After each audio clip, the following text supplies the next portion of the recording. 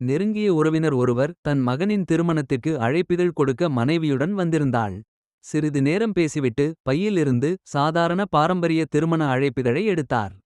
பணக்கார வீட்டு பத்திரிகை மிகவும் ஆடம்பரமாக இருக்கும் என்று எதிர்பார்த்த நான், என்னங்க பத்திரிகை மிகவும் எளிமையாக உள்ளதே என்று ஆச்சரியத்துடன் கேட்டேன்.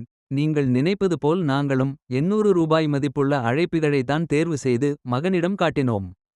அதை பார்த்து கல்யாணம் முடிந்த பிறகு இந்த 600 ரூபாய் மதிப்புள்ள பத்திரிகையை அனைவரும் துவாக்கி போட்டு விடுவர். இதனால் யாருக்கும் எந்த ஒரு பயனும் இல்லை. அதற்கு பதில் அந்த பணத்தில் நல்ல ஒரு தட்டாக வாங்கி அதில் வைத்து அழைப்பிதழ் தந்தால் அதை உபயோகிக்கும் போதெல்லாம் நம் ஞாபகம் வரும் என்றான் மகன். எங்களுக்கும் அதில் உள்ள நியாயம் புரிந்தது என்றார். அழகிய பூ வேலைப்பாடுகள் செய்த தாம்பூலத் தட்டில் வைத்து பத்திரிகையை கொடுத்து கண்டிப்பாக குடும்பத்துடன் திருமணத்திற்கு வாருங்கள் என்று கூறி கிளம்பினர். வெறும் பகட்டுக்காக அச்சடிக்கப்படும் விலை உயர்ந்த அழைப்பிதழ் குப்பைக்கு போவதை தவிர்த்து ருப்படியான ஒரு பரிசுப் பொருளுடன் அழைப்பிதழ் கொடுக்கும் இந்த யோசனையை பின்பற்றலாமே.